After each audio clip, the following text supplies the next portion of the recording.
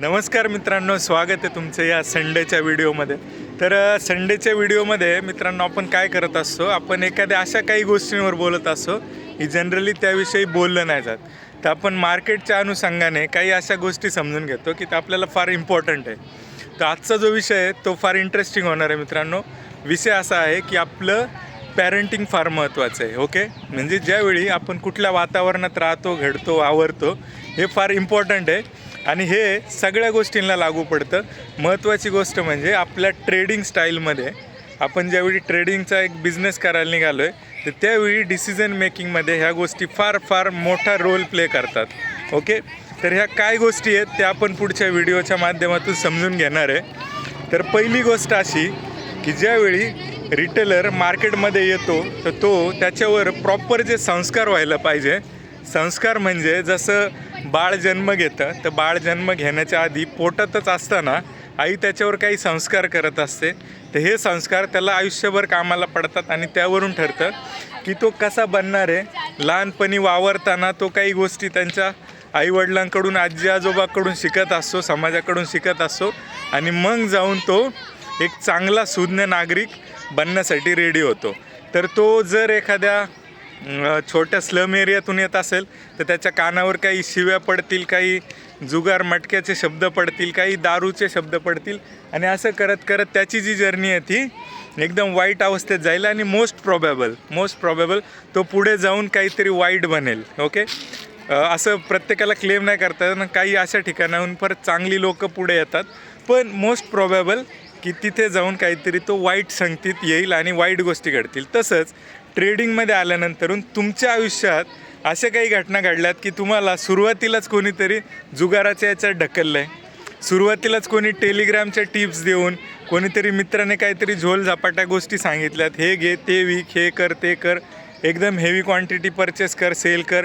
Basics knowledge तुमच्याकडे काहीच नाही आहे, काही फॉर्मल एज्युकेशन नाही घेतलेलं आहे. तुम्ही असं होतं का की तुम्ही डायरेक्ट डॉक्टर होण्याच्या आधी तुम्हाला काहीतरी शस्त्र दिले कोणी, डायरेक्ट ऑपरेशन करायला जाता, तर तुम्हाला त्याचं बेसिक एज्युकेशन पहिल्यांदा घ्यावं लागतं, मग जाऊन तुम्ही ते ऑपरेशन आणि ह्या गोष्टी करू शकता. तसंच आपल्या केसमध्ये आपल्या रिटेलरचं, ट्रेडरचं होतं आहे काय की तो मार्केटमध्ये तर येतो आहे पण तो डायरेक्ट ऑपरेशन करायला निघाला आहे. तो निघाला डायरेक्ट ऑप्शन्स खरेदी करायला, विक्री करायला.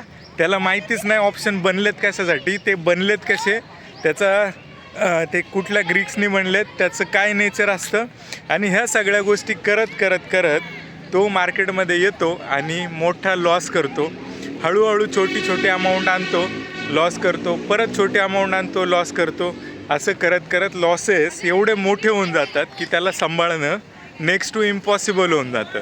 तर मित्रांनो, हेच जर त्याची जर्नी जर उलटी झाली असते, लहानपणी त्याच्यावर काही संस्कार झाले असते, ट्रेडिंग करताना काही फॉर्मल एज्युकेशन घेऊन, काही पुस्तकं, काही सर्टिफिकेशन करून, काही चांगले कोर्सेस करून तो जर शिकला असता आणि मग जाऊन तो त्या ठिकाणी त्याने ट्रेडिंग सुरू केलं असतं तर त्याला ॲटलिस्ट हे तर कळालं असतं की कुठल्या गोष्टी वाईट आहेत, कुठल्या गोष्टी चांगल्या आहेत, कुठल्या गोष्टी आपल्या कामाच्या आहेत, कुठल्या गोष्टी आपल्याला वर्कआउट होतील नाही होतील. तर अशा अँगलने त्याने हळूहळू चांगलं काम करणं अपेक्षित होतं.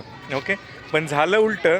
त्याला ते टेलिग्रामच्या टिप्स आल्या, गुजरातवरून कॉल्स आले आणि हे कॉल्स घेऊन त्याने अकाउंट हँडल करायला दिलं, कुणाला तरी काहीतरी टिप्स दिल्या, कुणाकडून तरी एखादा VIP ग्रुपचा ॲक्सेस मिळवला आणि तिथं जाऊन त्याने बाय सेल चालू केलं आणि रात्रंदिवस तो करत बसला. थोड्या दिवसांनी त्याला त्याची लत लागली आणि ही लत नेक्स्ट लेवल गेली आणि 4-5 लाख 10 लाख नॉर्मली लूज करून टाकली.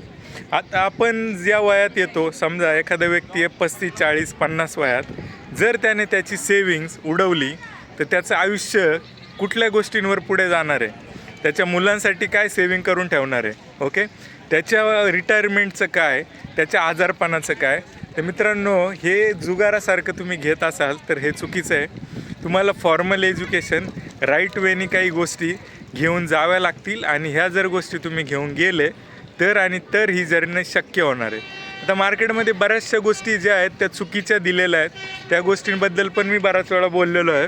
मागचे काही व्हिडिओज जाऊन बघा, त्याच्यात मी तुम्हाला कसे लोक लुटतात, मोठे जे FIs आहेत, मोठे मोठे प्लेयर्स तुम्हाला लुटतात कसे, ह्याच्याविषयी मी बोललेलो आहे. ते व्हिडिओ चेकआउट करा, मग तुम्हाला समजेल की रिअल पॅरेंटिंग काय आहे. तर अशी एक पॅरेंटिंग मी देतो आहे. डिटेल्स ऑलरेडी दिलेले आहेत, फार या व्हिडिओमध्ये चर्चा करणार नाही. तर विषयाचा आशय समजून घ्या की मोस्ट प्रॉबेबल आहे, मार्केट जर प्रॉबेबिलिटीचा गेम आहे, तर मोस्ट प्रॉबेबल आहे की तुम्ही जर चुकीच्या गोष्टी करत असाल तर चुकीच्या गोष्टी तुमच्या आयुष्यात घडतील, तुमच्या ट्रेडिंग स्टाईलमध्ये घडतील आणि चुकीचं कराल आणि मार्केटला नावं ठेवाल. मार्केट फार मोठा समुद्र आहे आणि या समुद्रात तुम्ही मार्केटला नावं ठेवाल आणि त्याला म्हणाल जुगार आहे. ओके, तर मित्रांनो तुम्हाला सांगायला वाटेल, रमीसुद्धा जुगार हा घोषित केलेला नाही आहे गव्हर्नमेंटने, कारण रमीसुद्धा स्किलचा गेम आहे. त्या 52 पत्त्यांमधून आपल्याला कुठले ठेवायचे आहेत, कुठले टाकायचे आहेत, ह्या हिशोबाचं जे स्किल आहे तर त्यालासुद्धा गव्हर्नमेंटने जुगार नाही समजलं अजून. तर मार्केट तर हा डिमांड आणि सप्लायचा गेम आहे. सगळं जग बंद होतं, सगळं करोनामध्ये दुनियादारीची वाट लागली होती, त्यावेळी मार्केट चालू होतं. तर मार्केट हा कुठलाही जुगार नाही आहे, तो जुगार तुम्ही केला आहे आणि तुम्हाला लुटणाऱ्या लोकांनी केला आहे. तर तुमचं पॅरेंटिंग महत्त्वाचं आहे. अशा हिशोबाने आपण हे करूया. तर ही रिअल जर्नी तुम्हाला चांगल्या एज्युकेशनशिवाय, चांगल्या पॅरेंटिंगशिवाय शक्य नाही. तुम्हाला माझ्याकडून काही शिकायचं असेल, काही डिटेल्स पाहिजे असतील तर ऑलरेडी डिटेल्स माझ्या इंस्टाग्रामवर आहेत, यूट्यूबवरती आहेत, याच्या खाली काही डिटेल्स देऊन ठेवतो. तर मित्रांनो नक्की रीच आऊट करा. ही जर्नी चांगली पद्धतीने फॉर्मली एकदम शिकून पुढे नेता येऊ शकते, अशा हिशोबाचं आहे. तर थांबूया आजच्या व्हिडिओमध्ये. असंच प्रेम देत राहा मित्रांनो आणि सबस्क्राईब करून ठेवा, मित्रांपर्यंत पोहोचवा. ठीक आहे, थँक्यू. थांबूया आजच्या व्हिडिओमध्ये.